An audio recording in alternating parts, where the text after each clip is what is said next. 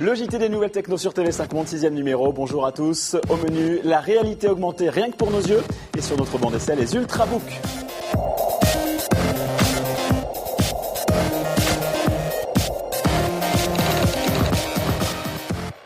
Toujours plus mince, la frontière entre le réel et le virtuel. La réalité augmentée vient encore réduire cet espace. Le concept est en fait né il y a 10 ans. Il permet en fait d'ajouter des images fictives ou des données à un décor réel. L'application concrète la plus répandue aujourd'hui se trouve sur des GPS. L'écran intègre en temps réel l'environnement routier du conducteur et y ajoute les indications de navigation. De leur côté, les têtes pensantes du New York Times ont imaginé ce concept de miroir augmenté. En plus de refléter l'image de son propriétaire, il peut aussi ajouter des informations comme la météo, la posologie d'un médicament ou même des conseils beauté. À l'avenir, ce type de technologie pourrait bien intégrer directement nos yeux avec ces lentilles de contact bioniques. Celle-ci est développée depuis 4 ans par des chercheurs américains et finlandais.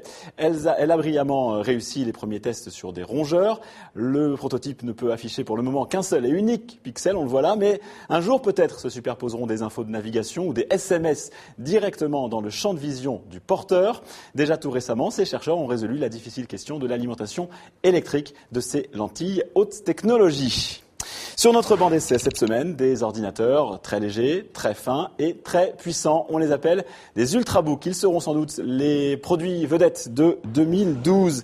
C'est le géant Intel qui a lancé cette nouvelle race de machines en inventant très récemment un processeur très performant et économe en énergie.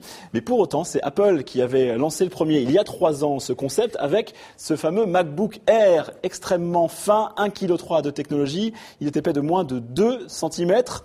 Mais aujourd'hui, la marque à la pomme est rattrapée par des concurrents comme Samsung qui a annoncé cette semaine 2 nouveaux modèles pour le début d'année ou comme, regardez, Acer, ce modèle en aluminium, matière fétiche pour les Ultrabooks, renferme une série de matériel haut de gamme, épais de 13 mm. Autre exemple, ce très beau ZenBook, signé lui Asus, plus léger que les 2 autres, un poil plus épais quand même. Il coûte quand même plus de 1 000 €, mais c'est pareil pour les 2 congénères que vous venez de voir. Les prix démarrent au mieux à 800 €. Alors, les Ultrabooks valent-ils leur prix? Nos experts du jour sont Anthony Nelzin et Anne Fan.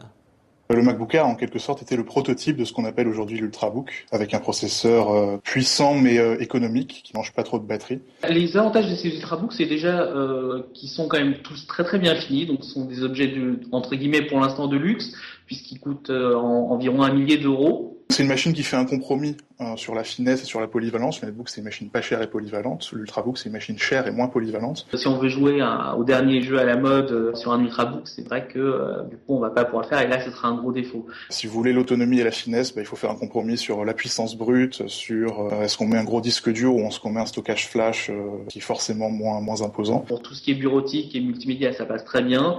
On nous propose souvent des autonomies qui font entre 6 et 7 heures. Intel a rempli son contrat.